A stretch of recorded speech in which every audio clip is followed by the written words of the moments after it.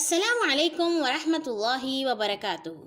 کہانی زبانی کے ہنستے مسکراتے چمکتے دمکتے ننھے منع اور ننھے منع سے بڑے اور اس سے بھی اور بڑے ساتھیوں، خوش آمدید۔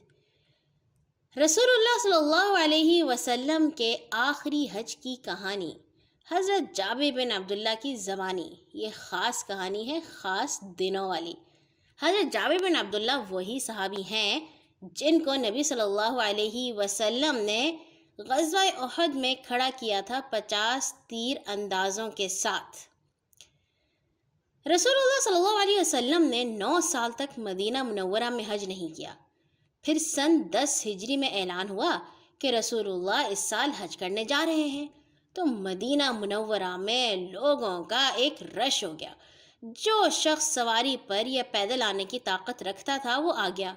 لوگ اس لیے آئے کہ پیارے نبی کے ساتھ حج کریں۔ ہر شخص یہی چاہتا تھا کہ رسول اللہ صلی اللہ علیہ وسلم کی اقتداء میں حج اور آپ کی طرح مناسک ادا کرے۔ آپ نے حج میں خطبہ دیتے ہوئے فرمایا، اہل مدینہ کا میقات ذوالحلیفہ ہے، دوسرے راستے والوں کا میقات جحفہ ہے، عراق کے باشندوں کا میقات ذات عرق ہے، اور اہل نجد کا میقات قرن المنازل ہے، اور یمن والوں کا یلملم ہے۔ میقات وہ جگہ ہوتی ہے جہاں پہ حجاج رک کے اپنا احرام باندھتے ہیں۔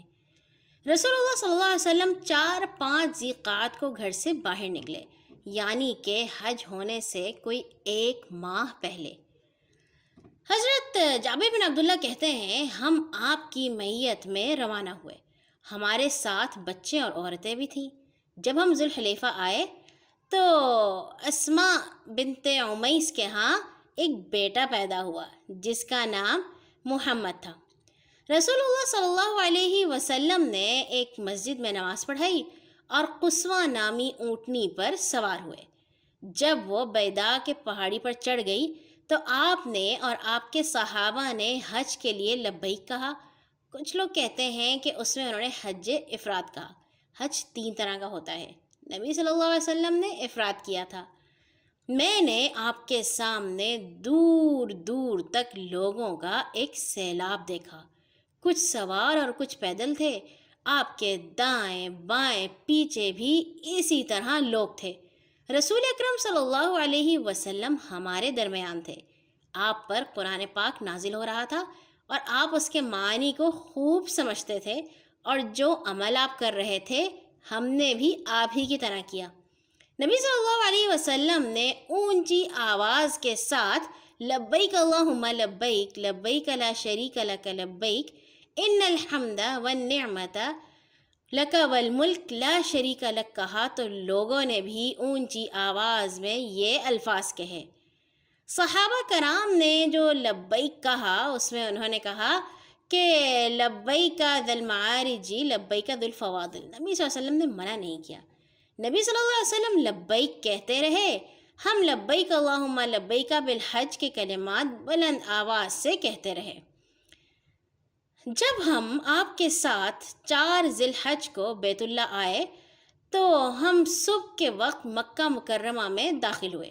نبی کریم صلی اللہ علیہ وسلم نے مسجد الحرام کے دروازے پر اپنی سواری بٹھائی، یعنی کہ قصوہ کو بٹھایا، مسجد میں داخل ہو کر رکن یمنی اور حجر اسود کا بوسہ لیا، پھر دائیں طرف سے چلے، 3 چکر تیز اور 4 چکر آرام سے چلے، پھر پیارے نبی صلی اللہ علیہ وسلم مقام ابراہیم کی طرف گئے، وہی مقام ابراہیم جہاں پہ ایک پتھر کے اوپر ابو الانبیاء حضرت ابراہیم کے پاؤں ہمیشہ کے لیے ضبط ہو گئے تھے۔ آپ نے بلند آواز کے ساتھ لوگوں کو سناتے ہوئے وہ آیت پڑھی، وَاتَّخِذُوا مِن مَقَامِ إِبْرَاهِيمَ مُصَلًّى، پھر مقام ابراہیم کے سامنے 2 نفل ادا کیے، ان میں قل هو اللہ احد، قل یا ایھا الکافرون سورتوں کی تلاوت فرمائی، اور پھر آپ زمزم کی جانب گئے، وہاں سے پانی پیا اور سر پر بھی گرایا، گرمی جو بہت تھی، پھر حجر اسود کی طرف واپس لوٹے اور اس کا بوسہ لیا، پھر دروازے سے یعنی صفا کے دروازے سے صفا کی جانب نکلے۔ صفا ایک پہاڑی کا نام ہے۔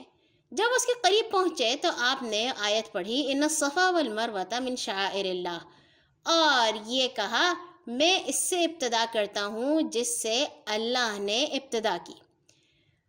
پھر پہلے نبی صلی اللہ علیہ وسلم صفا پر چڑھے، سامنے کعبے کو دیکھتے رہے، منہ اس کی جانب کیا، اللہ کی توحید بیان کی، سبحان اللہ کہا، لا الہ الا اللہ کہا، واللہ اکبر کہا، اور کہا کہ اللہ تعالیٰ وہ ہے کہ اس نے اپنا وعدہ پورا کر دیا، اپنے بندے کو کامیاب کیا، اکیلے نے سب جماعتوں کو ہرا دیا۔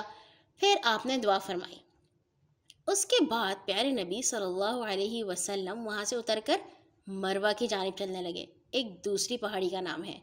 جب آپ کے پاؤں وادی کے درمیان میں پہنچے تو آپ نے دوڑنا شروع کر دیا۔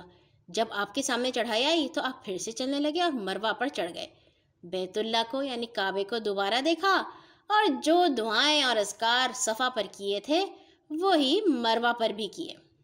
جب پیارے نبی صلی اللہ علیہ وسلم کا آخری چکر تھا اور آپ مروہ پر تھے تو آپ نے فرمایا، اگر میں اس چیز کو پہلے معلوم کر لیتا جس کا مجھے بعد میں علم ہوا تو میں قربانی ساتھ نہ لے جاتا، عمرہ کر لیتا۔ تو جس کے ساتھ قربانی کا جانور نہیں ہے وہ عمرہ کر کے حلال ہو جائے۔ یعنی کہ جب پیارے نبی مدینہ سے چلے تھے تو ان کے ساتھ قربانی کے جانور بھی تھے۔ پھر نبی صلی اللہ علیہ وسلم نے کہا کہ تم بیت اللہ کا طواف صفا مروہ کے درمیان صحیح کر کے اپنا احرام کھول لو، سر کے بال